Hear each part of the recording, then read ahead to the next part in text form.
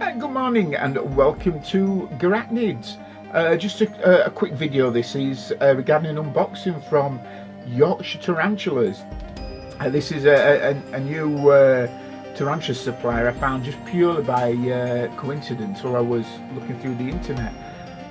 I got in touch with them, very impressed, very impressed, and spoke with a guy called Jack who run it, and he couldn't do enough to help. Another really good supplier. I did order from Spiders World EU a couple of L-Phalax, and unfortunately due to the cold weather they didn't quite make it, sadly. They both arrived dead, so they're hopefully going to resend those in the spring. But that sort of like made me aware of how cold it's getting at the moment. Obviously not that cold for me and you, but for tarantulas and spiders travelling the post, it seems to be getting too cold. So what I did was I got in touch with Jack, and I asked him if I could pick them up, and luckily he was quite happy to meet me halfway, and it meant that I could get the tarantulas first hand and make sure they get home safe and keep them warm as well in my van.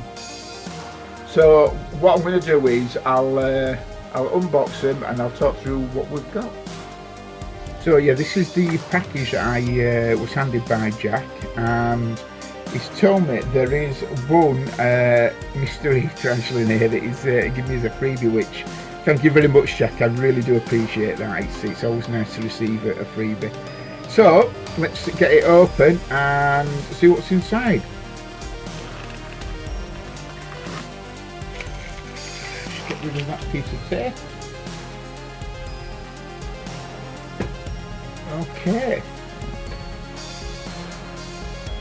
Okay, well it's well packaged, which is really good, because as I said, the weather's not been the best recently. So let me have a look at what's inside then.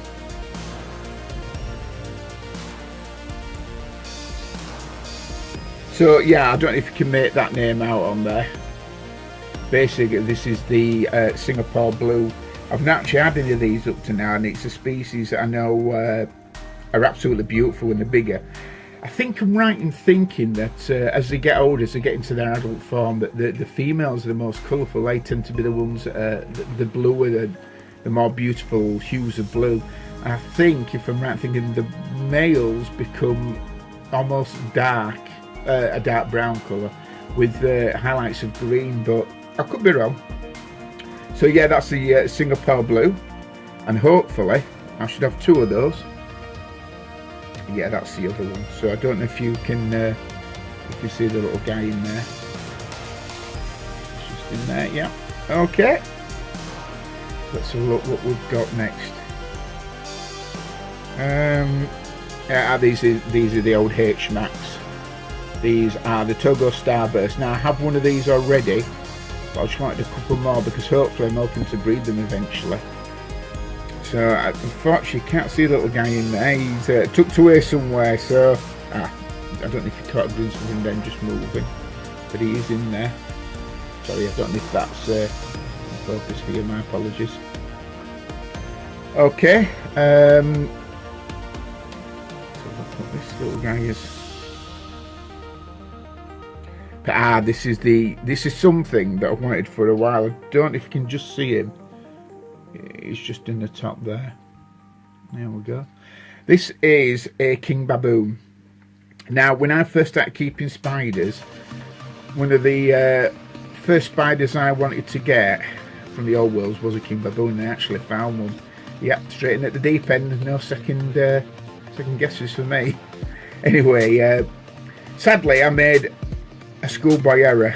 I made a mistake that probably most of the tarantulas keepers out there have made when they first started keeping tarantulas, and that is I fed a cricket to this little guy that I used to have, and it shed and the cricket ate it. So sometimes the fly is more dangerous than the spider, but I've learnt my lesson, and since then luckily I've not lost a single one to that. I'm very careful what I do when I'm feeding slings, especially when they're this small. Sometimes if it's like buffalo worms, I feed them, I'll crush their head first so they can actually scavenge feed until they're big enough to be able to take the food down straight away. But that's a lovely little spider. Okay, what have we got here then? Oh. Right, I think I've found the free bit. It's an OBT. Absolutely fantastic. I absolutely love OBTs. I have got 3 of them, but I'm always happy to get another OBT. OBTs tend to have a little bit of a bad rep. They're seen as, and I don't like using this word, aggressive. Well, I don't think they're aggressive. I don't think there is a single aggressive spider. I think they're defensive. There's a world of difference. But, you know, like you, I've watched loads of channels out there, and a lot of the OBTs that have been featured are sometimes quite, you know, laid back. Yeah, they are very defensive. You know, you go into the enclosure and sometimes they can throw up a threat post straight away. But the ones that I've encountered up to now, and then including my own, are quite shy and retiring actually. They're not something that's going to come running out for your throat, not by any stretch of the imagination. So yeah, thanks Jack for that, and that's absolutely brilliant, thank you. And finally, that should be my other HMAC, because I've actually ordered 2 of those.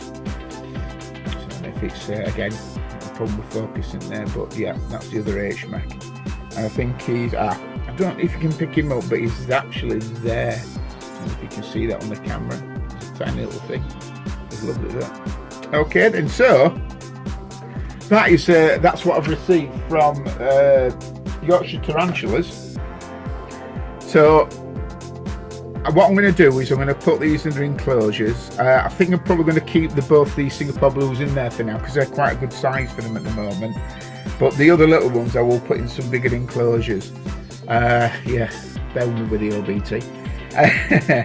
But yeah, overall, I mean, that absolutely lovely spiders. You can see they've all got full abdomens. They're all looking really good. But please check out Yorkshire Tarantulas. They're easy to find. They have an internet website where you can order from them, and I can say now categorically their service is A1. So please give them a shout out. And I'll be back shortly with them in their new homes. So bear with me again, and I'll be with you shortly.